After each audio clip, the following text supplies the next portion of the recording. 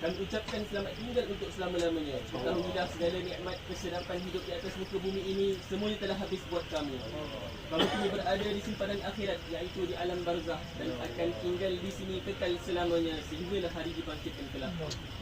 Wahai saudariku, berpegang teguhlah dengan keyakinan dan keimanan yang Ram berpegang selama hidup di atas muka bumi ini, iaitu pengakuan asyhadu an la ilaha illallah wa asyhadu anna Muhammadar Rasulullah. Aku bersaksi tiada Tuhan yang layak disembah melainkan Allah, dan aku bersaksi bahawa Nabi Muhammad itu pesuruh Allah, orang-orang yang berjaya. Jadi tuan-tuan puan-puan, ingatlah, sesungguhnya kehidupan di dunia ini hanyalah kelalaian, hanyalah satu titik yang akan kita pergi pada suatu hari nanti, dan sesungguhnya kematian itu pasti akan menemui kita pada suatu hari nanti. Tuan-tuan yang dirahmati Allah, sesungguhnya talqin kita pada hari ini bukanlah talqin untuk si mati, sedangkan talqin pada hari ini talqin untuk kita semua. Dan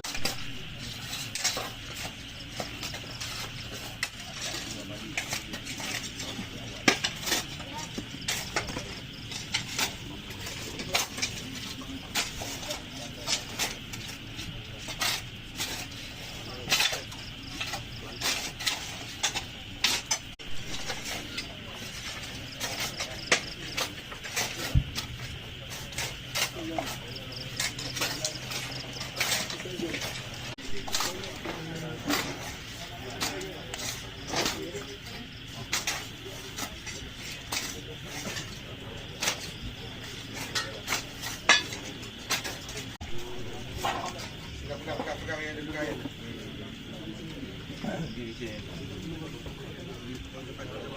Jangan tarik sampai. Ayah duduk kan.